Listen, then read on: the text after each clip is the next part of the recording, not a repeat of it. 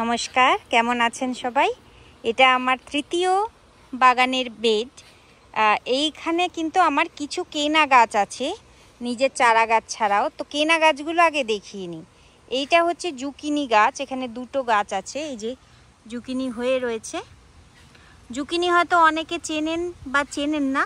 Zucchini দেখতে কিন্তু একেবারে শশা টাইপের হয়, এই যে শশার মতো দেখতে লাগে, কিন্তু অ্যাকচুয়ালি গাছটা কুমড়োর মতো এবং খেতেও খানিকটা ওই ছাঁচি কুমড়ো টাইপেরই খেতে হয়।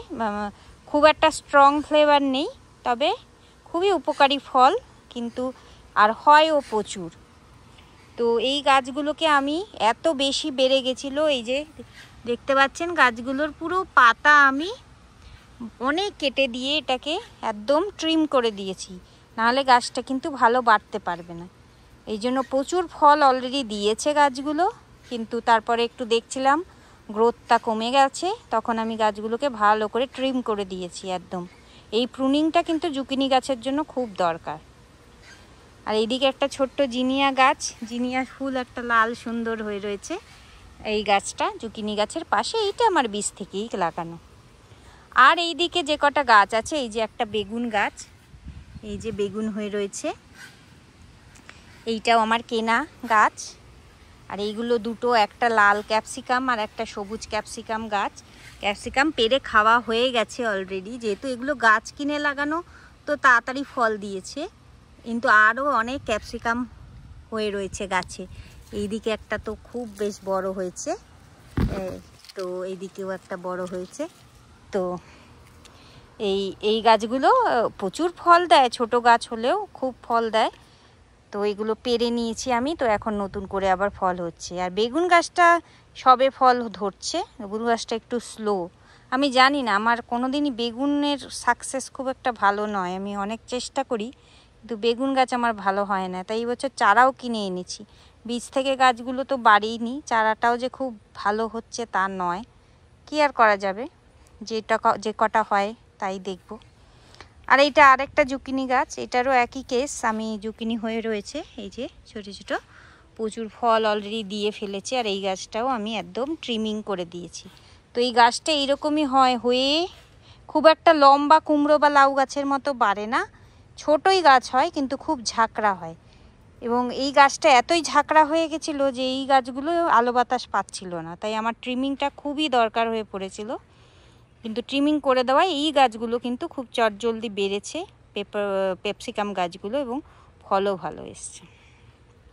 তো এই কটা আমার কেনা গাছ। এরপরে জানাই আমার বীজ থেকে করা যে গাছগুলো, সেগুলো হচ্ছে এদিকে ঢ্যাঁড়স। ঢ্যাঁড়স তো ফল এসে গেছে, এই যে ছোট্ট ফল এসেছে।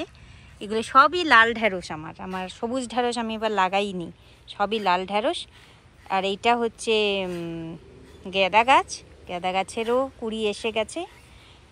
এটা হচ্ছে চিচিঙ্গে গাছ, চিচিঙ্গি গাছটা বেশ বড় হয়েছে। একটা গাছ, অনেকগুলো গাছ আছে, 4-5টা গাছ আমি লাগিয়েছি। কিছু কিছু একেবারেই চারা ছোট, পিছন দিকে কিছু বড় হয়েছে, কিছু মাঝবয়সী। আর এই দুটো ঢ্যাঁড়স গাছ, আর এইদিকে পুঁই শাক গাছও 2-4টে লাগিয়েছি।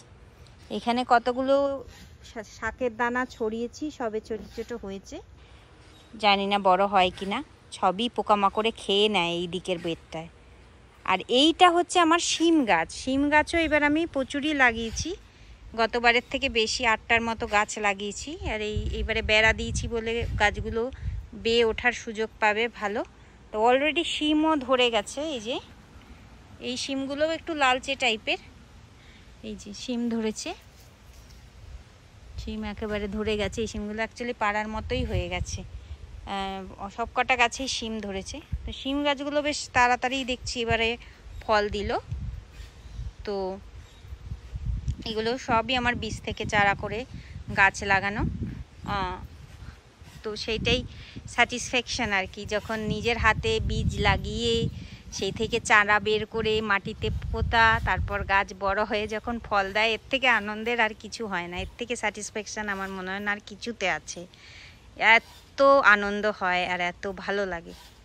আর যখন সেই গাছ এসে হরিণ, গ্রাউন্ড হগ, কাঠবিড়ালি, র্যাবিট এসে খেয়ে যায়, তখন বড় কষ্ট লাগে। এই জন্য এত কিছু বেড়া দেওয়া, এত কষ্ট করা। এই যে ছোটো বেড়াগুলো দিয়েছিলাম যাতে খরগোশ কাঠবিড়ালি ঢুকতে না পারে, কিন্তু তারপরে এসে হাজির হলো হরিণ, তাই এখন বড় বেড়াও দিতে হলো।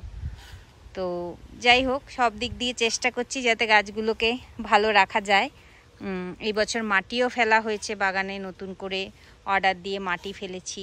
তারপরে অফকোর্স তারপরে আমি সার বলতে আমি সবজির খোসা, মাছের আঁশ, এইসব তো প্রচুর দিতেই থাকি, এগুলো গাছের জন্য ভালো।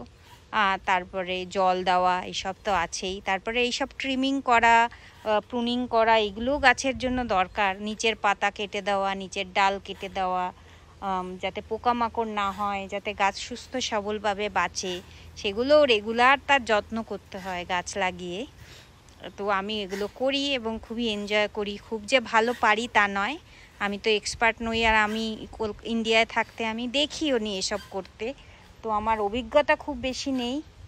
যেটুকু শিখেছি আমার শাশুড়ি মায়ের কাছ থেকে, কিছু এখানে আমি যেখানে অফিসে কাজ করতাম সেখানের গার্ডেনিংয়ের থেকে, সেইগুলো থেকেই আমি চেষ্টা করি যা শিখেছি সেগুলো অ্যাপ্লাই করার, এবং আমার যথেষ্ট ফলন হচ্ছে এবং আমি খুশি আমার ফলনে।